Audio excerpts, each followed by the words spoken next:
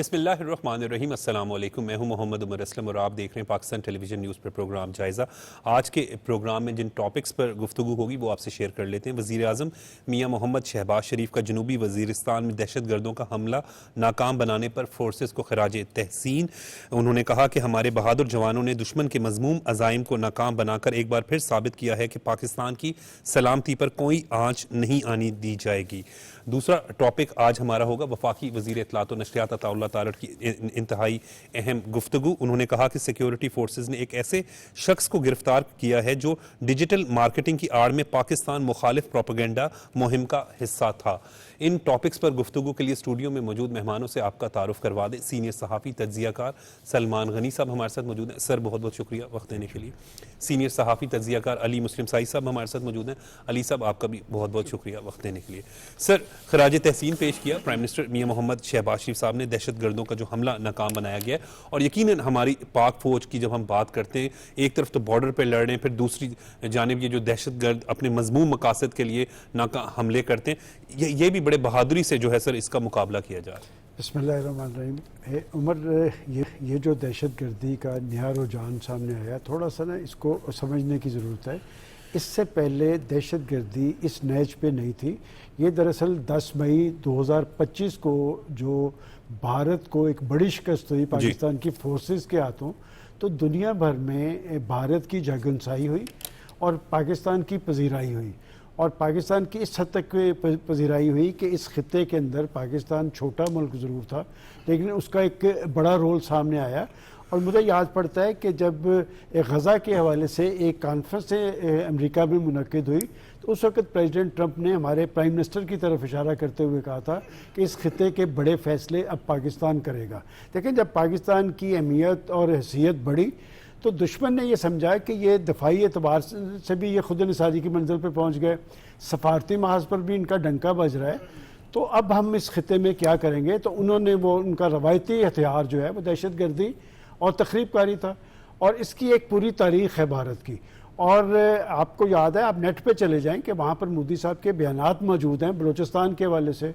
उसके बाद बलूचिस्तान और पख्तूनख्वा के अंदर जो दहशत गर्दी की वारदातें हैं, जब उनको एनालाइज़ करेंगे तो ये सारा वो खित्ता है जो अफ़गान बॉर्डर के साथ मिलता है, और अफ़गान बॉर्डर से अफ़गान सरजमीन का इस्तेमाल कर रहा है दुश्मन। ये NDS का और राह का एक नेक्सस है। ये कोई चीज़ें ढकी छुपी नहीं हैं। और बात यह कि हम एक फैसला कुन जंग की तरफ बढ़ रहे हैं, और पाकिस्तान की फोर्सेस ने यह तहैया कर लिया है कि अब हमने इस दहशत गर्दी को, इसकी जड़ें भी काटनी है और दहशत गर्दों को उनके अंजाम पे भी पहुंचाना है। अब आप देखें कि जितना आपका ऑपरेशन जो है वो मौसर हो रहा है, नतीजा खेज हो रहा है, वो अपनी सर्वाइवल की जंग लड़ रहे हैं। कि वो जब देखते हैं कि जी अब हमारे पास मौत के अलावा कोई ऑप्शन नहीं रह गया हमारे पास, तो वो अपनी सर्वाइवल की जंग लड़ रहे हैं। देखना ये है कि इनको असला कौन देता है और इसको फंडिंग कौन करता है। और इस बारे में शवाहद पाकिस्तान ने, मैं आपको रिकॉर्ड की बात बता रहा हूँ कि ये सारा रिकॉर्ड पाकिस्तान ने तुर्की को, सऊदी अरब को, कतर को, चाइना को, रशिया सबको दिखाया है। और आप देख लें कि इस वक्त अफ़गान इंतज़ामिया के साथ कोई नहीं खड़ा, और ये अफ़गान इंतज़ामिया वो है, ये गुनाह हमारा था कि इनको वहाँ पर मुसल्लत इसलिए किया था कि पाकिस्तान ये चाहता था कि अफ़गानिस्तान के अंदर एक पाकिस्तान दोस्त हुकूमत बने, ताकि एक दहशतगर्दी का खात्मा हो और ख़ुद अफ़गान सरजमीन के अंदर अमन का क़याम हो। इसलिए कि पाकिस्तान के पेश नज़र सी पैक था। देखिए, सी पैक सिर्फ पाकिस्तान का मनसूबा नहीं था, हमारी नज़रें तो इससे बहुत आगे की थी। बात यह कि जब चाइना साथ होता है तो चाइना अपने मुआशी इंटरेस्ट देखता है। और सबसे अहम बात आप देख लें कि सफारती माज पर भी वो बात आजकल कर रहा है, जब वो अमेरिका और ईरान के दरमियान मुफाहमती अमल की बात करता है तो वो पाकिस्तान के पीछे खड़ा होता है कि पाकिस्तान जो कह रहा है हम उसके पीछे खड़े हैं। मैं समझता हूँ कि ये इस दहशत गर्दी की जंग अपने फैसला कुन मरले पे आ चुकी है, और ये दहशत गर्दों को भी उनके अंजाम पे पहुँचाना है। एक बात मैं ज़रूर कहूँगा कि देखें, बात ये कि जब आपकी फोर्सेस के पीछे कौम खड़ी होती है, फिर आपको फतह मुबीन मिलती है। बिल्कुल। जब हम 10 मई की बात करते हैं ना 2025 को, तो उस वक्त पूरी कौम अपनी फोर्सेस के पीछे खड़ी थी, हमें एक बड़ी फतह मिली। सर, आज भी सलमान गनी साहब, आज भी हम मुकम्मल तौर पर अपनी फोर्सेस के साथ खड़े हैं, पाक फौज के साथ खड़े हैं। और यकीनन जब हम 10 मई की बात करते हैं, 1965 तो हमने नहीं देखा, लेकिन 10 मई यकीनन हमने देखा है, जिस पर हमें हमेशा फख्र रहेगा। देखिए, ये आपने बड़ी अहम बात की, और ये बात सबसे पहले मैंने की थी जब 10 मई के बाद कि पाकिस्तान की 60% जो नौजवान नस्ल है, कि जब हम खुद उस प्रोसेस से गुजरे हैं कि हम 6 सितंबर को यौम दिफा मनाया करते थे। अब 6 सितंबर मैंने वैसे तो मेरी पैदाइश हो चुकी हुई थी, लेकिन मुझे ये तो नहीं याद, पाकिस्तान की नई नस्ल का यौम दिफा जो है 10 मई है, बिल्कुल 2025 है। इसलिए कि दुनिया भर के साथ पाकिस्तान की नौजवान नस्ल ने यह देखा कि किस तरह दुश्मन को दिन में तारे भी दिखाए गए, उसको धूल भी चिटाई गई और दुनिया के अंदर एक मैसेज गया कि पाकिस्तान नाकाबिले तस्खीर है। देखें उमर, मैं अक्सर एक बात कहता हूँ कि ये तो कोई शक व शुबा से बालातर है कि पाकिस्तान दफाई एतबार से एक मजबूत कुव्वत है, लेकिन जब तक हम मुआशी कुव्वत नहीं ना बनेंगे, अपने पाँव पर नहीं खड़े होंगे, जिस पाकिस्तान का ख्वाब हज़रत इकबाल ने देखा था और जिसको हज़रत कायद आज़म ने पाया तकमील तक पहुँचाया था, हमने अपने पाँव पर खड़ा होना है। और मैं एक बात आपको बताऊँ कि पाकिस्तान के जो आज के प्राइम मिनिस्टर हैं वो एक हवाले से यकसू है। मैंने नहीं देखा, मुझे याद है एक प्राइम मिनिस्टर है अभी कुछ देर पहले, वो कोई एक दिन ऐसा नहीं जाता था जब पाकिस्तान की अपोजिशन को टारगेट ना करते हो कि मैं इनको जेलों में भजवाऊंगा, मैं इनको दीवार के साथ लगाऊंगा।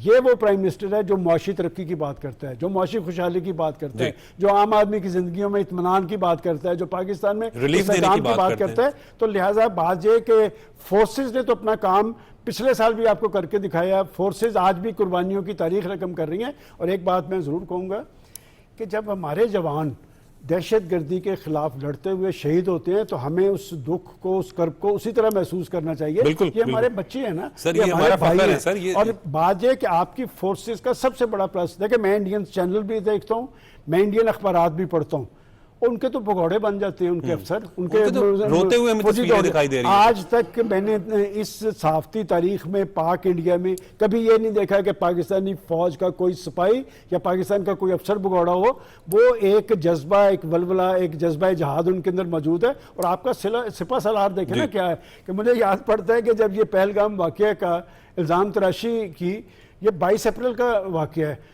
26 अप्रैल को वो पसरूर सेक्टर में मौजूद थे और पसरूर सेक्टर पे जब टैंक पे खड़े होके इस सिपा सालार ने नारा तकबीर लगाया था ना, तो हम लोग लाइव ट्रांसमिशन में बैठे थे। मैंने कहा मुतमिन हो जाएं, जिस मुल्क का सिपा सालार नारा तकबीर लगाकर दुश्मन को चैलेंज कर रहा है ना, तो ये अब एक नई तारीख रकम होने जा रही है। मैं समझता हूँ ये दहशतगर्दी की जंग बुनियादी तौर पर, उमर ये हमारी जंग नहीं थी, ये अमेरिका की जंग थी। उसने हमको फ्रंटलाइन कंट्री बनाया, फ्रंटलाइन, और इंडिया उसमें साथ नहीं था, लेकिन हमने वो जंग तो जीत कर दिखाई आलमी। लेकिन उसने जब अपना वजन डाला तो उसने इंडिया के साथ डाला।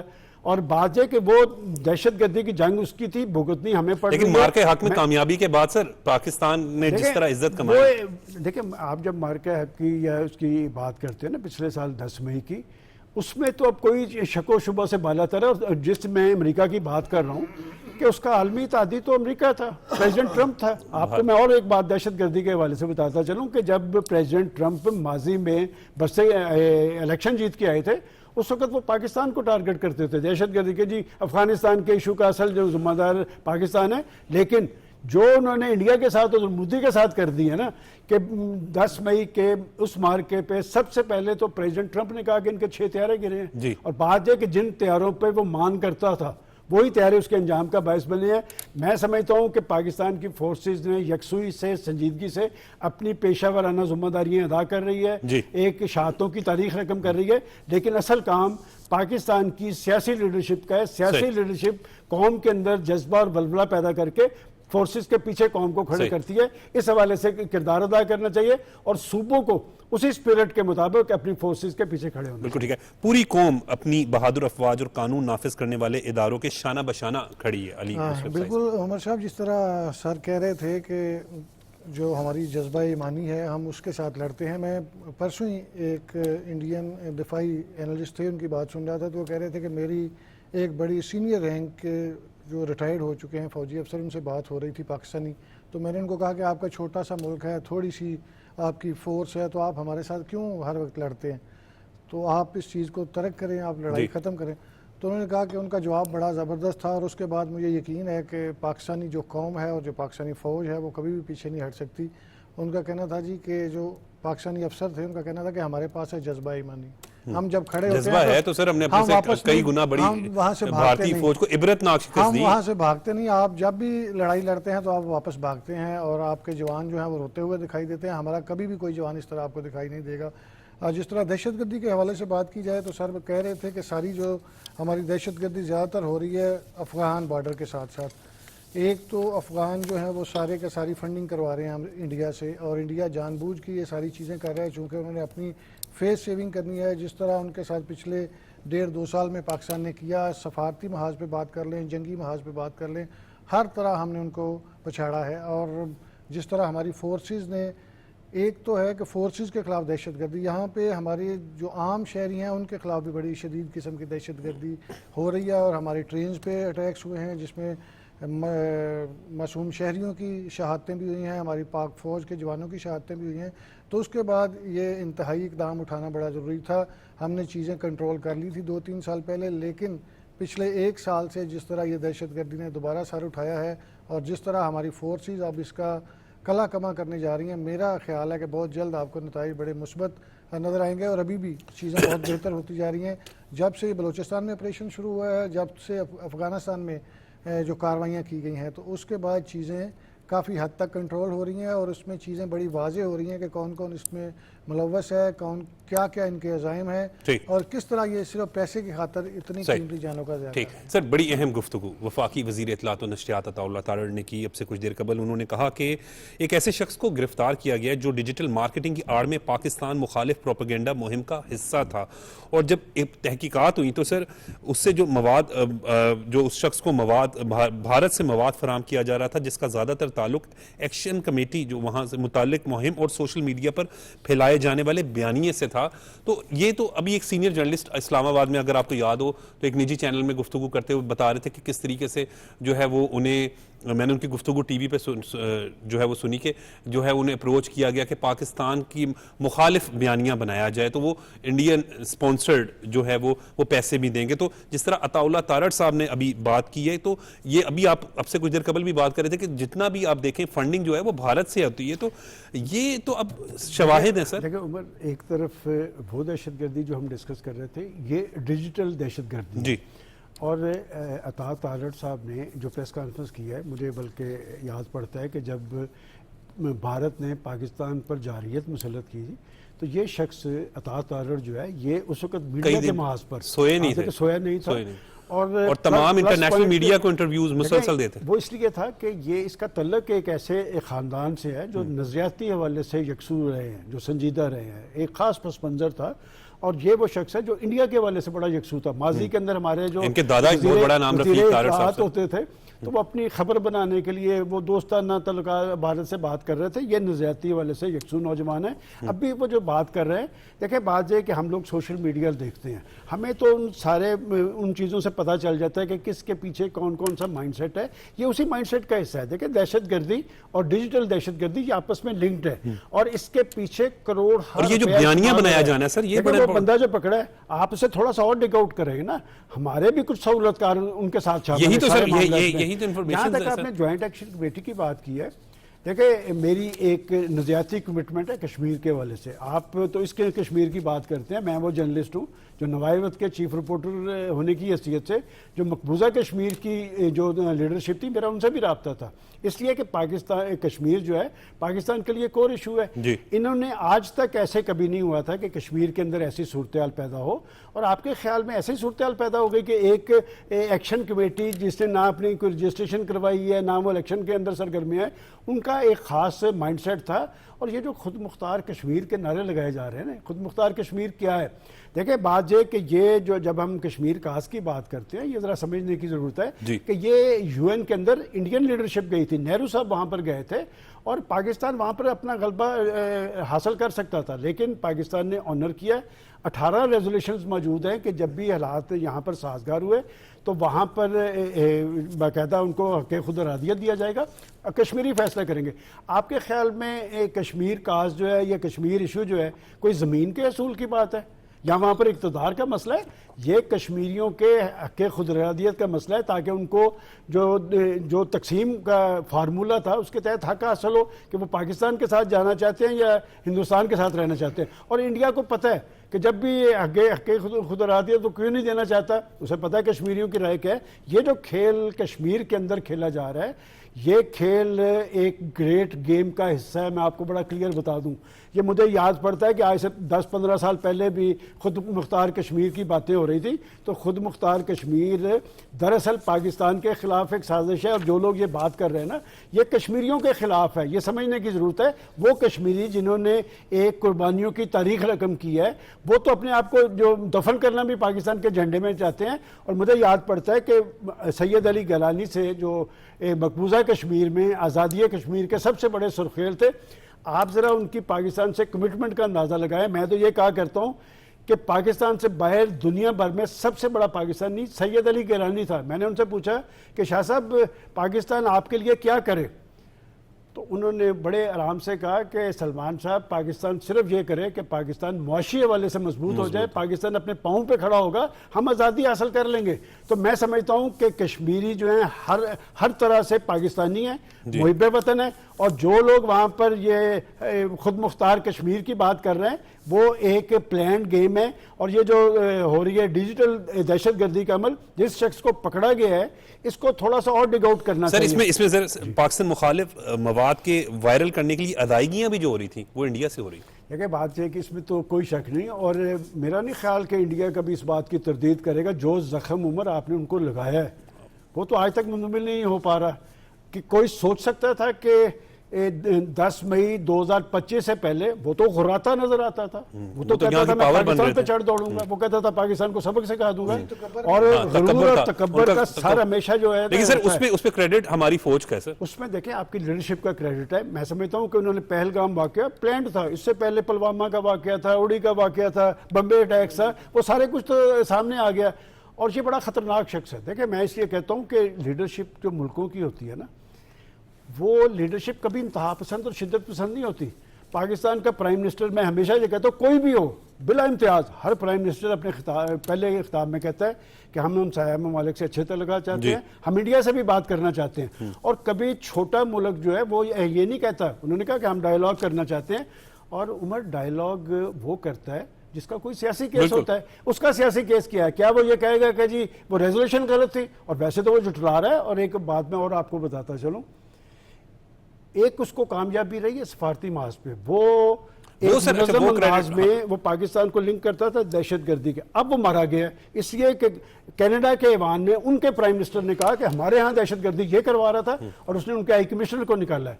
अमेरिका के अंदर दहशतगर्दी ये करवा रहा था, पाकिस्तान में दहशतगर्दी ये करवा रहा था। तो लिहाजा वो सारे ऑप्शन अपने इस्तेमाल कर रहे हैं। मैं समझता हूँ कि अतात तारड़ साहब ने बर वक्त इस इशू को सामने लेके आए हैं, और इस माइंड सेट को एक्सपोज करना चाहिए। ये दहशतगर्दी भी कर रहे हैं, डिजिटल दहशतगर्दी में भी मसरूफ है। इसके खिलाफ आपको पाकिस्तानियत का जज्बा और पाकिस्तान के अंदर सियासी इस्तेहकाम कायम करना पड़ेगा। पाकिस्तानी कौम पाकिस्तान के हवाले से बड़ी जज्बाती है, और जब आपकी फोर्सेस किसी महाज पर सरगर्म हो, कौम उनके पीछे खड़ी होगी, तो आपको फतह मिलेगा। बिल्कुल ठीक है। अली साहब, इसमें अगर बात करें तो डिजिटल मार्केटिंग सर्विसेज करने वाले एक शख्स को जब गिरफ्तार किया गया, तो उसमें से बड़ा क्लियर हुआ कि अदायगियां भारत से हो रही थी, पाकिस्तान मुखालिफ बयानियां बनाए जाने की कोशिश कर रहे थे। हम सलमान गनी साहब, हम सब सोशल मीडिया भी यूज़ करते हैं, हमें भी पता चल जाता है कि याद होगा, क्योंकि सलमान गनी साहब बहुत सीनियर जर्नलिस्ट हैं, मतलब उस्तादों की तरह। तो सर जब कोई खबर दी जाती है तो बड़ा ही उसका बयानियां बनाना, या हमने तो उसको बड़ी चेकआउट करके, मुझे याद है हम असद साई साहब से देखते थे कि वेरीफाई सर, वो कहते थे एक नहीं 2 सोर्सेज। लेकिन ये एक खास मवाद, यानी अगर हम बात करें तो ये जान के पाकिस्तान, क्योंकि वो जंग में शिकस्त तो हो चुकी है। डिजिटल जिस तरह, इसको तो दहशतगर्दी कह सकते हैं, डिजिटल दहशतगर्दी, ये जिस तरह चीज़ों को चलाया जा रहा है और जानबूझ के इस हद तक और इस नहज पे ले जाया गया है कि वहाँ पे जो हमारे पुलिस के जवान हैं, तकरीबन 20 के करीब उनकी शहादतें हुई हैं, और सारा इन्हीं की वजह से हुआ है। और जिस तरह सर ने बड़ा डिटेल आपको चीज़ें जो हैं वो बताई हैं कि वहाँ पे जिस तरह ये सारी इंडिया का प्रोपेगेंडा है कि जानबूझ के चीज़ों को ख़राब किया जा रहा है, लोगों को उकसाया जा रहा है, और ये सारी की सारी जो डिजिटल दहशतगर्दी है, इसके पीछे इंडिया का हाथ है। आप देखें यहाँ पे एक जमात थी कुछ अर्सा कबल, उसने नौजवानों को इस हद तक उसकी जहन साजी की कि वो जो एक बयानिया सुबह दिया जाता था सिर्फ अपनी कुर्सी बचाने के लिए, उसी पे बच्चे इन चीज़ों को समझते भी नहीं थे, लेकिन वो उस पर शुरू हो जाते थे, ट्रेंड बन जाता था, आपका एक्स पे ट्रेंड बन जाता था, आपका सोशल मीडिया पे ट्रेंड बन जाता था। तो तो अब चूँकि दौर है सोशल मीडिया का, तो जिस तरह इंडिया जो है बलूचिस्तान में KPK में फंडिंग करके दहशतगर्दी करवा रहा है और हमारे कीमती जानें जो हैं वो उसके नजराने दिए जा रहे हैं, तो इसी तरह जो आज़ाद कश्मीर में वो डिजिटल दहशतगर्दी कर रहे हैं। यानी पाकिस्तान मुखालिफ करने सर आज के दिन के हवाले से कोई खास पैगाम सर? देखिए, मैं इसी बात पे कहूँगा कि पाकिस्तान को मुआशी हवाले से अपने पाँव पे खड़ा करने के लिए पाकिस्तान के अंदर इत्तेहाद और यकजहती कायम होनी चाहिए, और ये इत्तेहाद और यकजहती कायम करने की जिम्मेदारी पाकिस्तान की सियासी लीडरशिप को है। नविश्ता दीवार पड़े, पाकिस्तान के जज्बे को पूरे कर लाएँ, और वही पाकिस्तान बनना चाहिए जिसका ख्वाब इकबाल ने देखा था और हज़रत कायद आज़म ने जिसे पाया तक। बहुत बहुत शुक्रिया सलमान गनी साहब, बहुत बहुत शुक्रिया अली मुस्लिम साइड। आज के प्रोग्राम के लिए बस इतना ही, मुझे इजाजत दें। देखते रहें पाकिस्तान टेलीविजन न्यूज़।